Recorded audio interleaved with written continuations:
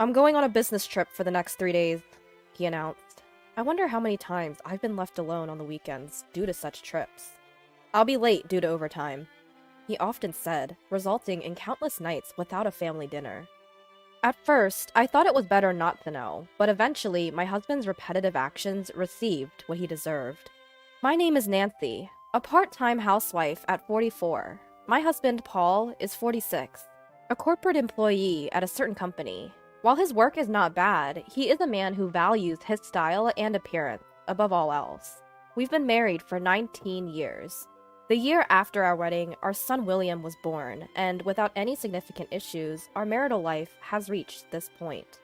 Or so I wish I could say. The reality is that I've spent more than half of our married life being manipulated by my husband's lies. He was always worried about his smartphone. Initially, I thought it was work-related, but I'd occasionally see him typing away, and upon sneaking a peek, it was usually a conversation with someone on an instant messaging app. I didn't pay much attention at the time, but looking back, there were indeed many suspicious points. As his sudden overtime and weekend business trips increased, I began to feel something was off. Several summers ago, my husband, who was supposed to be on a 3-day business trip, returned home with a heavy tan. Why are you so tanned when you were supposed to be in a suit for a business trip? I went swimming with a client. It was part of the entertainment. A bit back at his absurd answer, but at the time, I only thought it was unfair that he had a fun time alone, reflecting how stupid I was. My often absent husband used work as an excuse to leave the care of his parents to me. A few years ago, my mother-in-law became disabled due to an injury, and my husband never once offered to accompany her to her hospital visits. He should have some paid leave, but he would blatantly ignore any calls from her. Thus, I'd have to take time off from my part-time job to accompany her. My mother-in-law was a strict person, possibly because she used to be a teacher of traditional calligraphy. I'm rather scatterbrained and prone to mistakes, so I often found myself on the receiving end of her harsh words. To be honest, I didn't like her that much, and I've discussed this with my husband many times. Could you please accompany her to the hospital next week? Your mother would surely want to see you. I would if I can, but there might be a company trip around that time. What? I've never heard about such a trip. Well, it was decided last weekend. I pressed him about this sudden company trip, but he refused to listen. In the end, I had to accompany my mother-in-law to the hospital, yet again. There was a weekend when my husband was surprisingly home.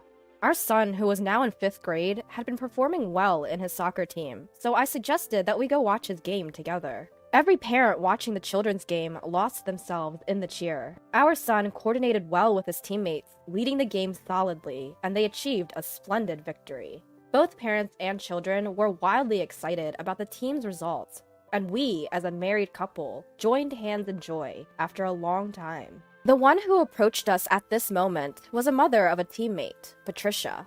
Patricia was a very straightforward woman, and I quickly became friends with her. We would regularly share updates on our children's troubles, home affairs, etc., and began visiting each other's homes more frequently. My husband also got along well with her. Even if Patricia was still at our house when my husband came home from work, we actually felt glad. Our relationship deepened as friends of our marriage. In this way, we continued to have a family-wide relationship, involving not only our sons, but also Patricia's husband. One day, after several years of such interaction, Patricia suddenly started saying something surprising. I know this may sound odd, but doesn't your husband Paul seem to be pretty popular with women? An old man like him? No way. Well, the other day, I saw a man who looked just like Paul at a restaurant with a seductive woman. They looked really close. Patricia then gave a detailed account of what she saw my husband and the mysterious woman doing at the restaurant. Even I was stunned by what she described. Although shocked by Patricia's sighting, I was at a loss as to what to do about the sudden suspicion of my husband's infidelity. While I was still speechless, Patricia advised me to gather evidence first. You can't just vaguely accuse him of cheating, you need to confront him with evidence. She then proceeded to teach me several methods to gather evidence of infidelity. From then on, I could only view my husband with a suspicious eye, and our marriage became even more strained than before. Between our son's SATs, accompanying my mother-in-law to the hospital, my part-time job, and housework, I had plenty on my plate. It was a lot to add the task of looking for evidence of my husband's infidelity, but I did things like search his suit pockets when he was out. Then came that day. Although we had separate bedrooms for a long time, when my husband was away, I felt blissful spreading out on the large bed. I decided to do the same that night and went to the bedroom. When I changed the sheets and duvet and moved my husband's pillow to put mine in place, I found a bank book underneath. Upon inspection, I saw that a fixed amount was being transferred every month to the same person from the account under my husband's name. Checking the name, it read, Patricia Brown. Yes, that's right. To Patricia, our friend, he had been transferring about $300 every month. I silently took a picture of it with my smartphone. The next day was the day I had to accompany my mother-in-law to the hospital. Hey, Nancy, are you listening? It seemed I had been spacing out, thinking about the bank book from the day before. I'm sorry, I wasn't listening very well. Well, I saw Paul walking early in the morning. This was my mother-in-law's story. When she was riding in a friend's car through the residential area early in the morning for some errands, she saw my husband walking and entering an unfamiliar house. Who would he be visiting at such an hour? The only houses you could enter early in the morning would be families, right? As I listened to my mother-in-law's story, I recalled what Patricia had told me earlier. Proof of infidelity. I asked my mother-in-law to give me a general idea of the address in that town. Soon, it was crunch time for our son's college entrance exams, and he was attending cram school every day. The cram school fee was set to be automatically deducted from my husband's account, but I received a notice stating the fee could not be deducted 2 times in a row. I decided to ask my husband about it. The money for William's cram school, they said they couldn't deduct it from the account. Ah, well, can you cover it for now? I'll pay you back later. My husband's behavior seemed odd. Still, I didn't want any conflicts before our son's exams, so I agreed to pay the fee for the time being. But then the same issue occurred the next month, and I had to confront my husband. I'm sorry, I have some debts that need to be settled. I promise to sort it out next month, he said. But by the next month, our son's college entrance exams would have started, and the cram school would be over. I was disappointed that my husband didn't even realize that. Then, our son's exams were successfully finished. He was accepted into the high-profile soccer school he had hoped for. It seems like he didn't make it, I heard. Patricia's son, Robert, had also aimed for the same high school as William, but unfortunately, he didn't pass. He was likely going to attend his backup private school. But according to my son, Robert had stopped appearing at school after the exams. He didn't even show up for the graduation ceremony, and I felt awkward contacting Patricia, so our communication ended there. As my son's high school life settled down, I found myself thinking about what Patricia had told me more frequently. There were several instances of my husband's suspicious behavior, and it was still continuing. At this point, I wanted to clear my mind of all the uncertainty, so I decided to seriously confront my husband. First of all, it was Patricia, whom I had stopped contacting for some time. I contacted her. Then she told me something shocking. Do you have plans for this weekend? Why the sudden question? This weekend, I'll probably be on a business trip from Friday. After confirming that, I called my husband's company on Friday. Hi, I was hoping to know the accommodation my husband is staying at on his business trip. I can't seem to reach him on his cell phone. That's strange. We don't have anyone out on business trips starting today. Feeling as if I knew what was going on, I misled the person from his company and ended the call. That night, I got into a car at a prearranged meeting place and headed towards a residential area. I was determined to obtain solid proof. After midnight, a man who looked like my husband and a slender woman got out of a taxi and went into the house. I quickly took a picture. Zooming in, it was clear that the man was my husband, and the woman's face was easily identifiable as well. Gathering one piece of evidence after another, I set the date for the confrontation. It was a few days after my husband returned from his business trip, looking exhausted. I'll be late tonight again because of overtime. Upon hearing my husband's words, I responded with a grin. Ah, our last supper then. Enjoy yourself. There was probably a profound sense of unease in my husband's face from my unexpected smile. He left, scratching his head. Little did he know, stepping into the worst occasion. That night, I hopped in the car again and headed to our designated meeting place. Arriving at the house where I had seen my husband enter with another woman, I rang the doorbell and turned the doorknob. Good evening. Mind if I come in? Startled by the unfamiliar voice, the woman who came out asked, Who are you? I thought my husband was here, I responded, pointing to a pair of men's shoes by the door. Those belong to my husband. I was shocked to learn she was also married. Indeed, there were other men's shoes. Ignoring her, I barged in, saying, Excuse me. A meal was set up on the table, as if they had just begun to eat. However, my husband was nowhere to be seen.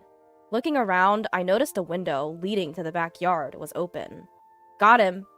Those were the words from Patricia outside the window. Yes, my husband had tried to escape through the backyard when he realized I was there. I confronted my husband and the married woman. When did this start? It's been 1 to 2 years. Really, it's not that long.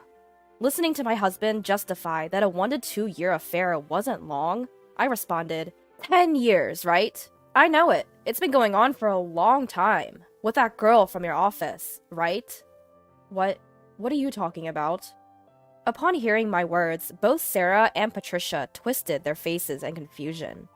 I visited your office and spoke to a few people. You know how there are always some friendly, chatty folks who are happy to spill the beans? Well, they were quite kind to tell me everything. The rumors about you and a girl named Sarah. It seems you two were quite famous. You went to my office? And they told you that? Indeed. When I mentioned that it seems like you have been betraying me for the past 10 years, people were all too eager to share what they knew. My husband, trembling slightly, looked lost, as if he was trying to figure out what he should do next. Seeing him like that, I decided to throw him another curveball. You're shaking, aren't you? How will you manage with what's coming next? As I finished speaking, the front doorbell rang. Sarah, who jumped up in surprise, rushed to the door, and I followed her. The visitor was Robert, my son's soccer buddy, and Patricia's son. When I invited Robert into the house, Patricia, who was already there, looked surprised and wide-eyed. You live nearby with your father now, right, Robert? As I understand it, your parents suddenly fell out for reasons you still don't really comprehend. And you've reconnected with our son. You've been talking to me about it too. Let's clear things up here and now. I said this and looked at Patricia. The woman my husband also cheated with was you, Patricia. Patricia looked at me in surprise and glanced down, unable to meet her son's gaze. Sarah seemed astonished too. So it began when you met us, right? Pretending to get along with me while both of you were betraying me behind my back. I quickly wiped away my tears and turned to my husband. Why were you transferring $300 every month to Patricia? Was it because you were paying her that we couldn't afford William's tutoring fees? How could you take money meant for our son's education and give it to your mistress? My husband looked shocked that I knew so much, but he couldn't say anything in his defense. In response, Patricia's son Robert said, Both my mother and you are despicable, dragging their families into this. Robert said that with a disdainful glare at the two before leaving. It's your fault. You knew you were seeing this woman, and it wasn't about wanting money. You tried to appease me with money, didn't you? Patricia suddenly broke down, hitting my husband's chest as she cried and accused him. My husband had begun an affair with Patricia while he was still seeing Sarah. Exasperated with this, Patricia had started to hint at the infidelity to me, thinking me as suspicious. My husband was trying to placate Patricia, all the while conscious of the gazes of Sarah and me. Sarah seemed angry, her face red, but I felt myself cooling off. It all started to feel ridiculous. Are you all crazy? Am I the only one who has to take responsibility in the end? But fine, I don't need a man like this. You two do as you please. I said that, handed the prepared divorce papers to my husband, and continued. I'll send all your stuff to your parents' house. They'll be charged on delivery, so you'll be hearing from your mother soon. But I was wrong. I truly cared only for you. Help me. As I tried to leave, my husband, looking desperate, tried to peel off the two women closing in on him and begged me. Why not ask your mother for help? I replied calmly and headed for the entrance. At the door, I bumped into an unfamiliar man. It looked like the Sarah's husband. I left the house with a smile, knowing that the unexpected return of the husband would stir up another row. Afterwards, we divorced. My husband's long-term misconduct became known not only to his parents, but also to his colleagues, and he was severely reprimanded by his stern mother. His credibility at work fell drastically, forcing him to resign. Patricia, who was his mistress, was handed divorce papers by her estranged husband and seemed to have ended up completely alone. Sarah seemed to have moved somewhere, judging from the sale of her house. The scale of the consequences of my husband's long-term infidelity would probably shock him for the rest of his life. For me, since my husband's family had assets, I was able to receive a substantial alimony. It took courage to tell my son the truth, but he quietly listened to my struggles and told me that he too would do his best to live without any worries in the future. Now, I live peacefully with my son.